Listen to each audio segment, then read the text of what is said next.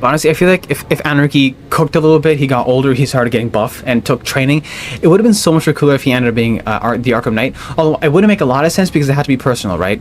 The whole reveal of the Arkham Knight had to be personal because, oh my god, Jason Todd, the dead Robin. I thought you died. No, you're alive. So I understand why they had to make him Jason Todd, but it would have been cool if it was Anarchy though. Think about it.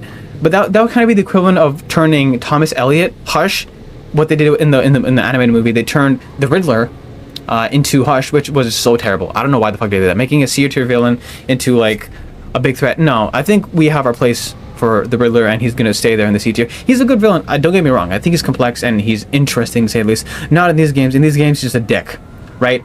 But I still think that, you know, when it comes to like top tier villains, like he's definitely in the top. I mean, Batman himself in all of his entire rogues gallery is iconic as shit. Definitely has the best rogues gallery of any superhero. Let's be honest, okay? His rogues gallery are just as iconic as he is, and they feed off of each other, right? It works so perfectly.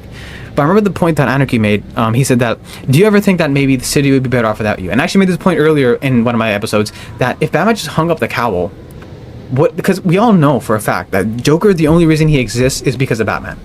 So if Batman just said, you know what, I'm not doing this shit no more, then the Joker would just cease to exist, because the Joker, his entire motivation is to break Batman, to break his code. He wants Batman to kill him so he can have the last laugh, essentially, right?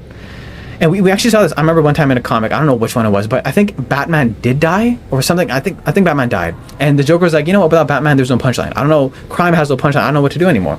So he became, I think he was in the DMV. I think I remember that one. Yeah, that was fucking so stupid, but funny as hell, right? That out of all the places, out of all the things Joker could do after he retires from his clown prince of crimeness, he went to the DMV. Oh my goodness.